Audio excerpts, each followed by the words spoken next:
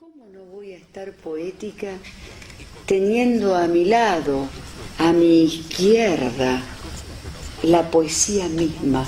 Eugenio Mandrini. Eugenio Mandrini. Qué placer, Eugenio, qué placer. Un poeta imprescindible en la poesía argentina contemporánea. Ya empezamos con los elogios desmesurados. Esto es un tanto sospechoso. Sin embargo, hay algo que es muy cierto, que es un hilo conductor, la poesía. Decía un uruguayo que se hizo llamar Lautremont cuando fue a Francia. Él dijo que la poesía debe ser hecha por todos.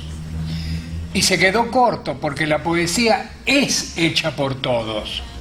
Ahora vamos a explicar qué es la poesía. Es hecha por todos porque, por ejemplo, los lugares comunes donde la gente se manifiesta para que se entienda algo y que se transmitieron a través del tiempo y se siguen transmitiendo permanentemente, son actos poéticos, hechos poéticos, iluminaciones poéticas, relámpagos poéticos. Por ejemplo, cuando yo era niño, si en mi barrio moría alguien, le comentaban a mi abuela o a las abuelas: abuela, se murió don Juan, y la mujer decía, pasó a mejor vida. Eso es poético, eso es una maravilla. Aparte de una crítica social extraordinaria, porque decir pasó a mejor vida significaba que la vivida no había sido buena. Claro, tal cual. Y le prometía la paz de los muertos, pero paz al fin. Y eso mismo, esos grandes momentos poéticos y extraordinarios, porque son repentinos, de gran repentismo, se manifestaban de pueblo en pueblo. Por ejemplo, en México me han contado que cuando muere alguien y le comentan a alguien: don Pedro, se murió don Juan. Y entonces Pedro dice: se nos adelantó. Claro, maravilloso, se nos adelantó. Es perfecto eso. Después claro. le seguimos nosotros. Claro. Bueno, esos son rasgos extraordinarios de poesía, de creación instantánea, que quedan para siempre porque se van transmitiendo de generación en generación. Basta la salud, esa frase que la decimos todos, basta la salud, porque sin salud, ¿qué se puede hacer Nada. sin salud? Hoy se podría decir basta el trabajo, pero no entremos en esos vericuetos por ahora. Bueno, ahí está radicada simplemente la poesía. Los otros días estaba en una confitería yo esperando a alguien, leyendo, y al lado mío, en una mesa muy cercana, a tal punto que yo escuchaba lo que hablaba, dos mujeres de unos 30 años cada uno. Yo la miré, era muy linda. Y una le decía a la otra: no sabés lo que me dijo. Estaban conversando sobre un hombre, obvio. ¿Qué te dijo?, le dice la otra. Ay, bueno, sabes. No, pero decime qué te dijo. Cuando estábamos en lo mejor, me dice que yo lo ayudo a volar. Mira si lo va a ayudar a volar.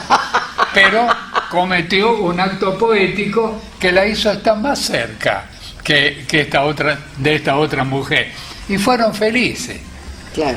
¿Por qué? Por un simple hecho de palabra.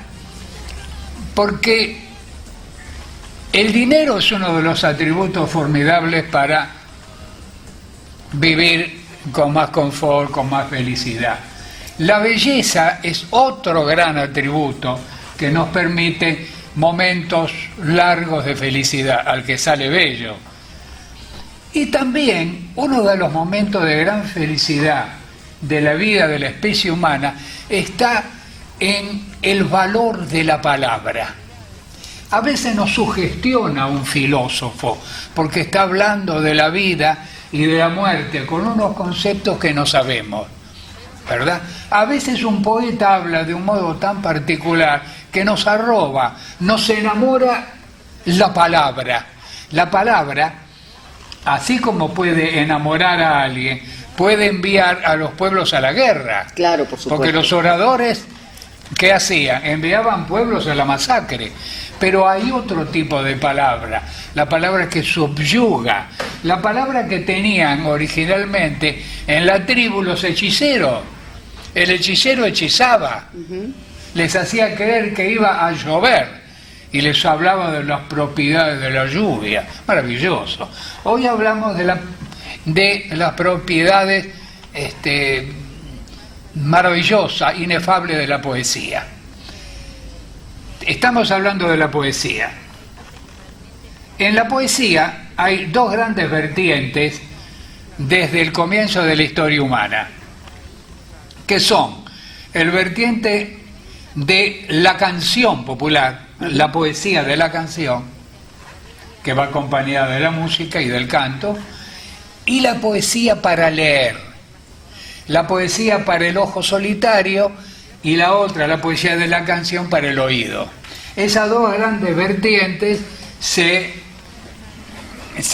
enfrentan para ver cuál de las dos es la más importante. Las dos son importantes. De las dos no podemos dejar de valorarlas nunca. Ahora, ¿cuáles son las propiedades, a mi juicio, por supuesto, las propiedades del que escribe una letra?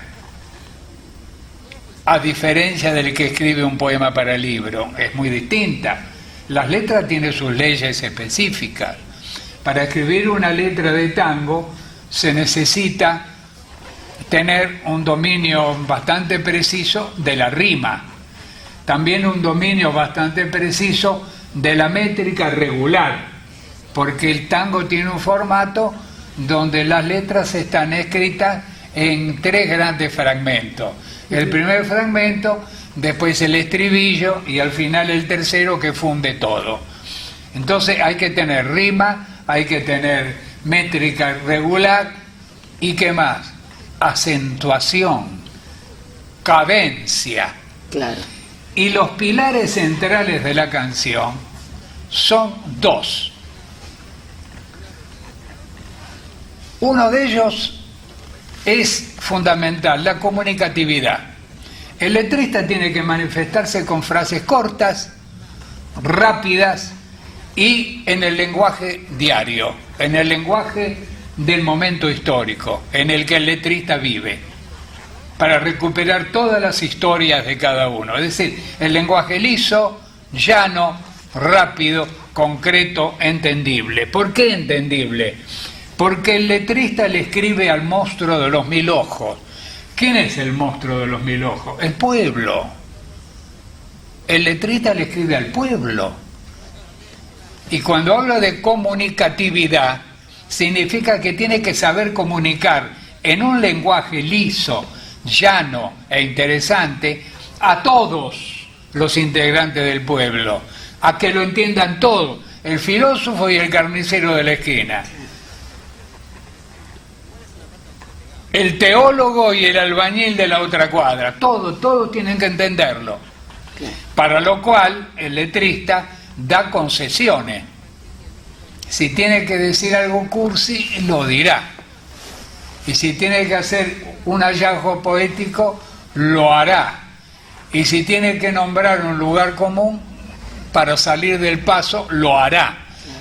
No dispone del sentido profundo de la poesía, sino de la comunicatividad.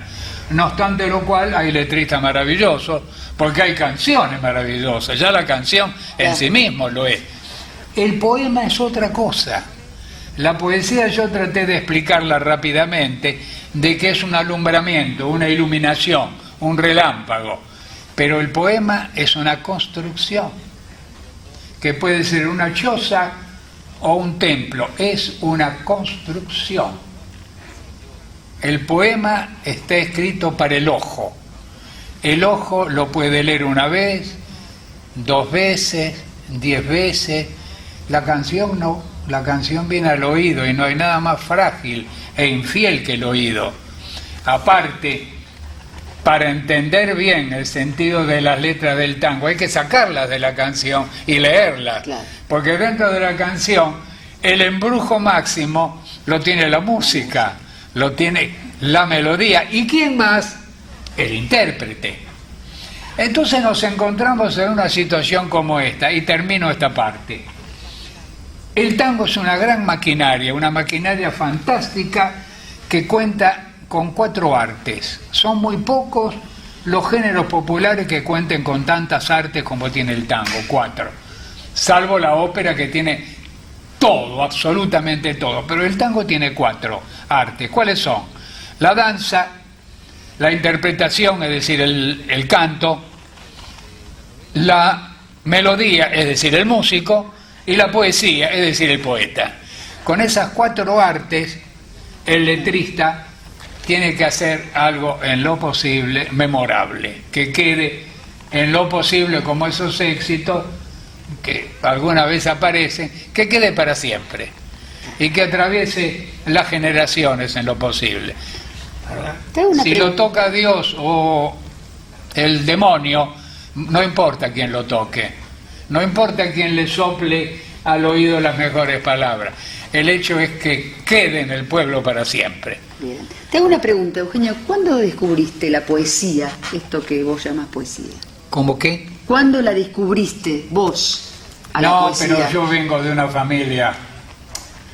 Mi familia estaba constituida por 5 miembros. Mi papá, mi mamá, mi hermana, yo y los libros. Hasta la viga del pecho del conventillo donde yo vivía estaban los libros. Entonces yo ya nací con los libros. Claro, claro.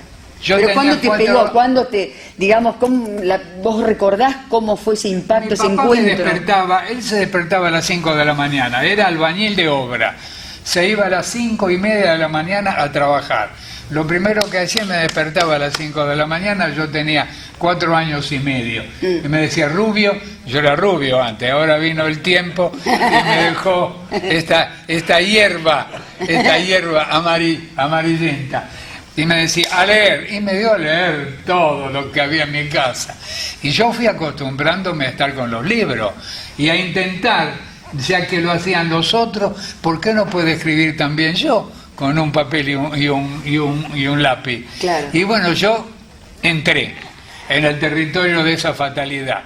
Y ya hoy, con premios, con trabajo, con pesadilla, porque escribir, como pintar, como componer música, es un oficio pesadillesco, porque lo tiene permanentemente en la cabeza uno. No puede dejarlo. Cortázar decía, por ejemplo, que el escritor no tiene familia.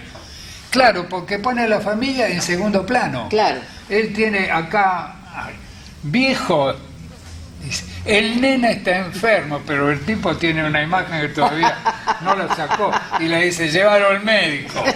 Y él por ahí se queda escribiendo solo. Es así, es una fatalidad. Se rompió. Claro, es terrible, pero es así. Los poetas los poetas pobres norteamericanos, no los pobres poetas, los poetas pobres, los que no tienen ni una moneda para alquilar una oficina y estar libre para escribir, tienen que someterse a la casa en donde viven, buscar un lugarcito y ahí hacer su templo. Pero ponen un cartel en la puerta, escrito en alemán, verboten, que significa prohibido, para que no entre nadie. Claro. Pero igual entra. Sí, si hay seguro. una ladera ahí, entra Seguro. cada rato. Bueno, vamos a dejar un ratito, vamos a una pausa y cuando volvamos te vamos a hacer algunas preguntas sobre tu vida. Por supuesto. Muy bien.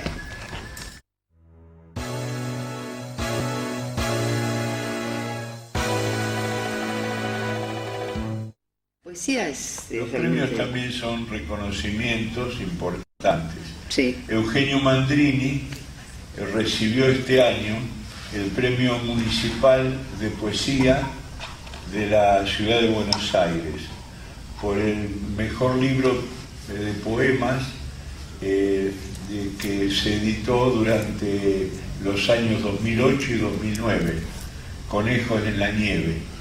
Ese libro obtuvo también el primer premio en el concurso Olga Orozco, que organizara la Universidad Nacional de General San Martín, y cuyo jurado estaba compuesto por Jorge Bocanera, un escritor argentino, y 3 premios Cervantes, Juan Gelman, argentino, Antonio Gamoneda, español, y Gonzalo Rojas, de Chile.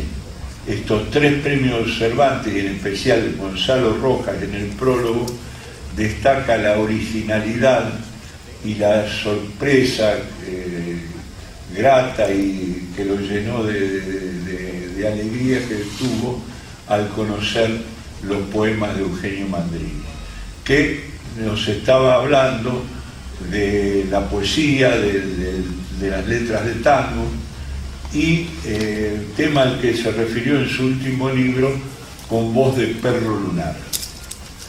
¿Qué nos decías de la poesía y del tango que querías completar? Sí, me quedó en el tintero, siempre queda algo, siempre queda tintero. En principio, déjame decirte, Antonio, que la importancia de los premios se parece a la importancia de las mujeres. Cada mujer es un premio, por supuesto, pero algunas vienen para quedarse para siempre con uno. Otras vienen solamente para saber cómo hace el amor un poeta. Después huyen, se van, hacen su experiencia y nosotros con ella. Lo que me quedó en el tintero es lo siguiente: la maquinaria del tango es bifronte, es decir, tiene 2 cabezas, se constituye con 2 vertientes.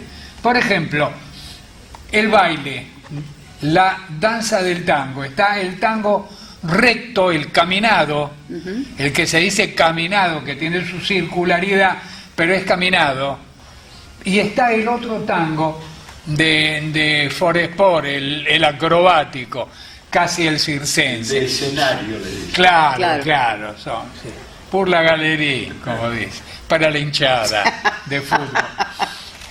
En el cantor también hay dos cabezas, hay una bifrontalidad, porque está el cantor que canta, que naturalmente nació con voz y la expone. Por ahí no interpreta tanto, pero tiene voz y él se lanza con su voz. Y está el otro que no tiene voz y que utiliza el decir, el charlar una letra de tango, buscarle la interpretación. Son 2 facetas de un mismo género. Igual en el músico, está el músico del tango que hace tangos orquestales, solo para la orquesta, Sí. para toda la instrumentación de la orquesta. Y está el otro que escribe melodías para acompañar al letrista.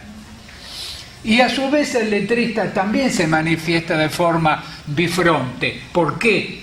Porque una cosa es el letrista y otra cosa es aquel que traspasa al letrista, además de ser letrista, y llega a la fase superior de la poesía, transformándose en poeta de la canción. Es decir, que están los letristas por un lado y los poetas de la canción. La diferencia está que el poeta de la canción no le canta al pueblo como le canta el letrista, no le canta al monstruo de los 1000 ojos, le canta a la poesía. Claro. Le canta a la poesía. Porque si no, no tendríamos, por ejemplo, a los 4 grandes, tradicionalmente grandes, de las letras del tango, como son Discépolo, Mansi, Cátulo y Espósito. A tal punto que, por ejemplo, Discépolo escribe, en un arrebato de amor dice: ¿dónde estaba Dios cuando te fuiste? ¿Dónde estaba el sol que no te vio? Como una mujer no entiende nunca que un hombre da todo dando su amor. ¿Quién les hace creer otros destinos? ¿Quién transforma así tanto dolor? Soy una canción desesperada que busca en su dolor su salvación. A su vez, Mansi toma la poesía por el otro lado y en Malena, por ejemplo, yéndose de la descripción que hace de Malena, escribe esta maravilla: tus tangos son criaturas abandonadas que cruzan sobre el fango del callejón cuando todas las puertas están cerradas y ladran los fantasmas de la canción. Y a su vez Cátulo Castillo, en un impronto, en un rapto de poesía total, escribe: cerrame el ventanal que arrastra el sol su lento caracol de sueño. ¿No ves que vengo de un país que está de olvido, siempre gris, tras el alcohol? Y simultáneamente Homero Expósito, en Maquillaje, escribe: sabrás cómo te amé un día al despertar, sin fe ni maquillaje, ya lista para el viaje que desciende hasta el color final. Maravilloso. Qué maravilla. Maravilloso. Qué maravilla, Dios. Bueno, esa es la ampliación de la comunicación al pueblo. Es la llegada a la poesía depurada, compleja, con ciertas oscuridades. Es decir, que a diferencia del letrista que le canta al monstruo de los 1000 ojos, que es el pueblo, el poeta de la canción le canta a aquellos que se interesan por la poesía, a los que leen poesía, no cualquiera, a los que leen. Ese es el legado superior de los poetas de la canción, que están dentro de la canción del tango, porque conviven con los letristas. Al fin y al cabo, el 95% de las letras del tango están escritas por letristas. Es verdad. Es así. Y apenas una mínima porción, porque es así, la historia del arte es así, nos guste o no, los mejores son los pocos. Es verdad. Pero también hay muchos letristas que alguna metáfora... Como no, alguna por línea supuesto, genial, pero claro, muy oportuno lo que decís. Por eso mismo me acuerdo cuando José María Contursi, un excelente letrista, escribe eso de más frágil que el cristal. ¿Por qué le puso frágil? Claro, porque el cristal es frágil. Sí. No podía ponerle vidrio, porque a vos se te cae un vaso de vidrio al piso y te quedan 3, 4 pedazos grandes y 50 pedazos chiquitos, pero a vos se te cae un cristal y es una montañita de arroz. Sí, sí. ¿Por qué? Porque es frágil. Entonces ahí está la observación del letrista. Más frágil que no, más que el vidrio. ¿Qué es más frágil que el cristal? Y hace una hermosa metáfora. Ah, no, por supuesto. También, un hallazgo y un cigarrillo no se le niega a nadie. Y una pregunta. Aquellos zapatos que vos los citaste. Aburridos. Aburrido, como están aburridos. Qué bien eso, qué precioso. Aburrido porque estaban gastados, marrones. El marrón es un color Aburrido.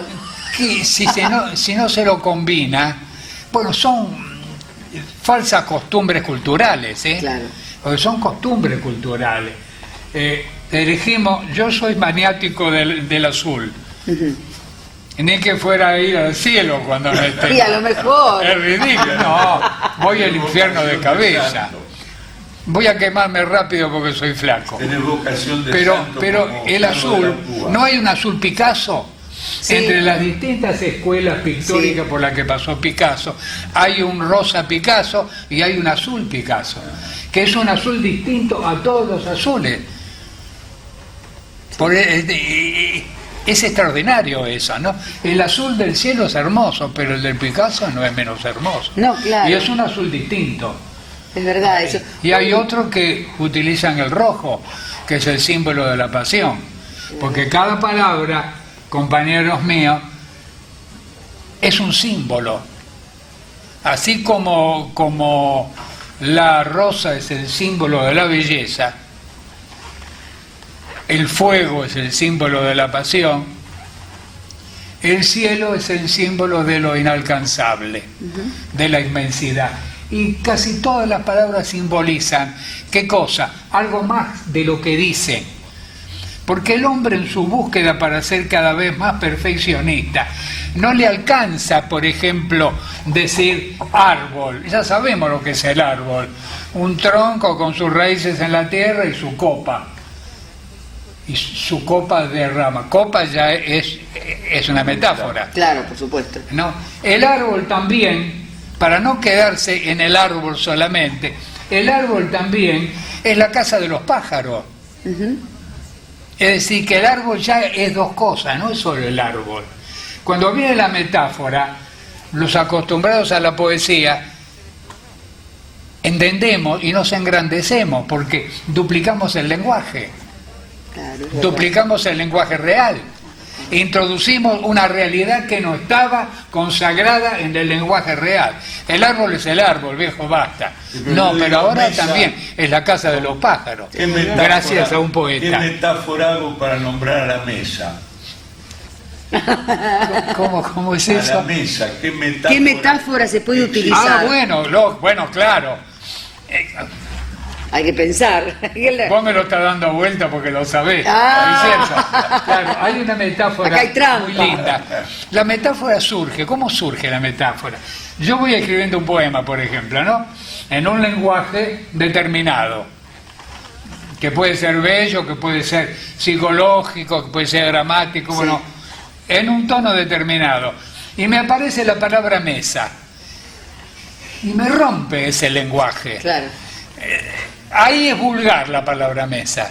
Entonces yo la cambio, ¿verdad? Y la sustituyo con una metáfora. La metáfora es una sustitución. Entonces digo, territorio del pan. Ah. Entonces el que le dice, ¿pero qué es esto? ¿Cómo tiene que averiguar qué es el territorio del pan? Una vez yo estaba en una... Tenemos que ir a una pausa, perdón, en la próxima seguimos, bueno, tenemos que ir a una pausa. Perfecto. Nos dejamos pensando en la metáfora. Oh, maravilloso. Territorio del pan, qué lindo.